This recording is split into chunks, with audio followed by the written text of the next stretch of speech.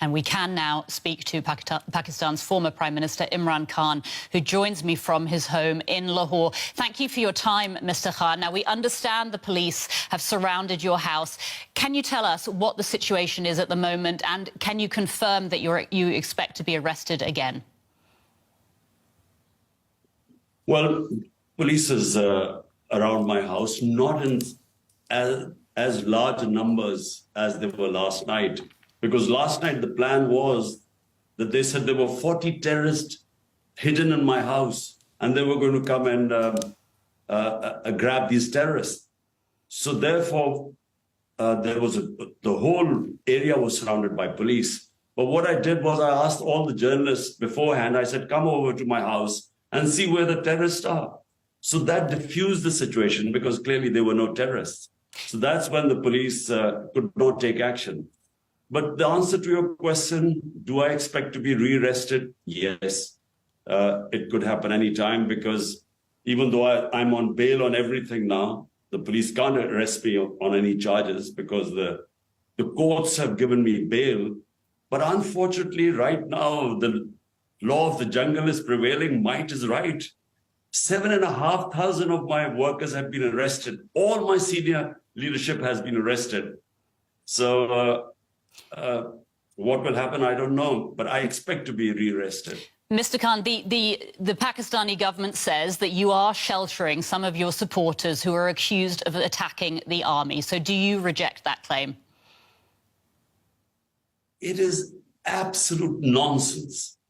What happened was that when they illegally abducted me from the High Court precincts, it was all illegal, and the way they grabbed me, they beat all my lawyers, people got injured, as if I was some terrorist. And those images created this demonstrations all over Pakistan because my party is by far the biggest party, federal party in Pakistan. Now, what they did was they used these mass demonstrations that took place, they perpetuated violence, which is, I don't remember such violence. They shot dead 25 people, which we already know, but there are others which we can't know because then they started arresting 7,500 workers have been arrested. We don't know what's going on. All my leadership has been arrested. So they used that pretext to crush my party because this is the election year and my party's poll in the polls, it's 70% ratings right now. Mr. So in Khan, order to crush the party that we don't contest the elections, this is why all this is happening. Mr. Khan, you've spoken about the street protests that were sparked by your arrest last week. Will you be calling for calm among your supporters to avoid further violence, or are you encouraging people to protest? Look, the protests took place when they saw me being abducted from the precincts of the High Court by the army. That's why the protests took place. There are no protests right now. There is no public disorder. But what is happening is that there's a crackdown, unprecedented crackdown taking place. I again repeat, my entire senior leadership is in jail. They get bail from court. As they come out of the court, they again get rearrested. There are women who've been arrested. A lot of the women living in awful conditions because it's extremely hot there. And unfortunately, right now it is a reign of terror we are facing. Mr. Khan, I'd like to ask you right now. I'd like to ask you, if I may, about the dozens of cases that have been brought against you in recent months, mostly on charges of corruption, but there's also terrorism, contempt of court. I'd like to hear from you. Do you deny all of them?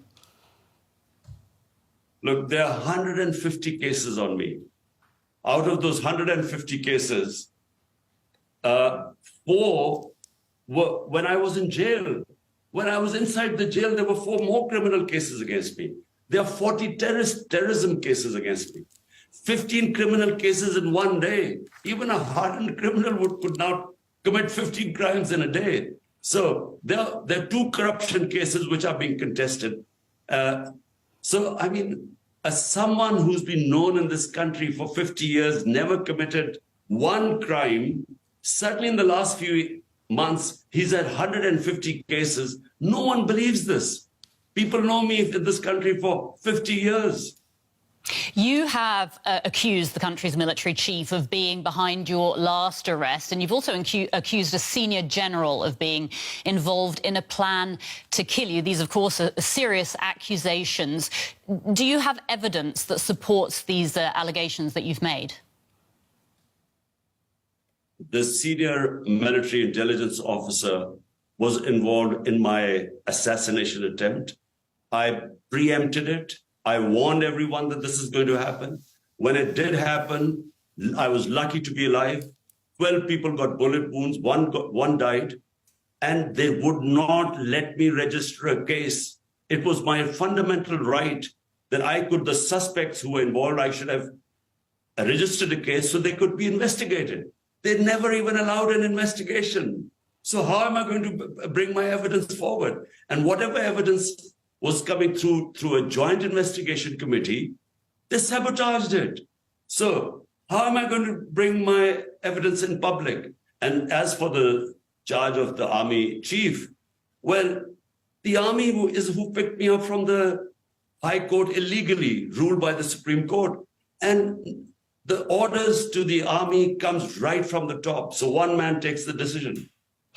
Mr. Khan, your country finds itself in a political crisis right now. How do you see this crisis playing out, developing over the coming months in Pakistan? Pakistan faces a huge political crisis, but even a bigger economic crisis, because we have never had such bad economic indicators like we have today. Our inflation now is worse than Sri Lanka when people came out on the streets. So unemployment, inflation are record in this country, especially inflation.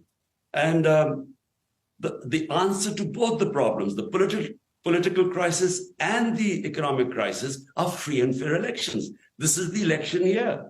So already the Supreme Court had ruled there should have been elections on the 14th of May in 2 of the provinces. The government refused. They violated the Constitution. They violated the orders of the Supreme Court. So the answer to our crises are free and fair elections. Mr. Khan, thank you so much for your time. Pakistan's former Prime Minister Imran Khan. Thank you.